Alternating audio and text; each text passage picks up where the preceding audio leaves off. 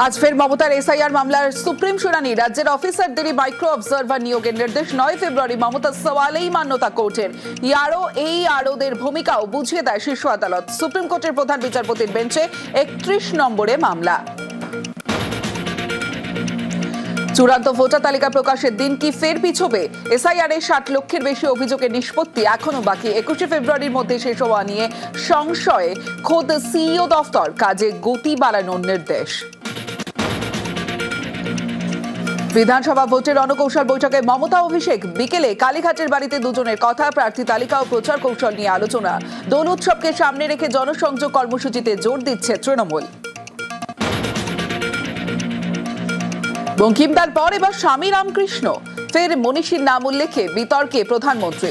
Ramakrishna পরমহংসদেবের জন্মতিথিতে social সাইটে post মোদির। পরমহংসকে স্বামী সম্বোধন প্রধানমন্ত্রীর কড়া সমালোচনা। মুখ্যমন্ত্রীর বাংলা সংস্কৃতিকে ফের আঘাত, আগ্রাসী অসংবেদনশীলতার প্রদর্শন, তোপ মমতার। বারবার বাঙালি অস্মিতায় আঘাত, তুঙ্গে রাজনৈতিক চর্চা। বাংলার মনীষীদের সম্পর্কে বলার সময় কেন বারবার ভুল উঠছে প্রশ্ন। স্বামী শব্দটা অন্য সন্ন্যাসীদের ক্ষেত্রে সাধারণ অর্থে যে প্রয়োগ হয়, ঠাকুর শ্রী শ্রী রামকৃষ্ণদেবের ক্ষেত্রে সেটা যে প্রযোজ্য নয়, এটা নরেন্দ্র মোদী আর বিজেপিকে কে বোঝাবে?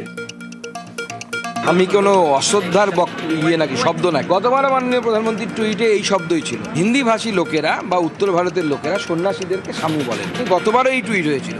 গতবার কিন্তু মুখ্যমন্ত্রী এই কথা বলেননি, এবার বলছেন, কারণ এবার ভোটটা আছে। ভোট ঘোষণার আগেই রাজ্যে নামছে বাহিনী। সম্মুখ সমরে মমতা জ্ঞানেশ। নির্বিঘ্নে মিটবে এসআইআর কাহিনী। ভোটের আগেই যুবদের ভাতা, শাসকের খাতায় নতুন অঙ্ক। ভাতা মোকাবিলায় ভাতাই অস্ত্র, নাকি ধর্ম স্মরণেই নিশ্চিন্ত পদ্ম? বিশ্ব মজুমদারের সঙ্গে দেখুন ভোট যুদ্ধে অঙ্কের লড়াই সোজা সাপটা মেগা ডিবেট আজ সন্ধে 7টায়।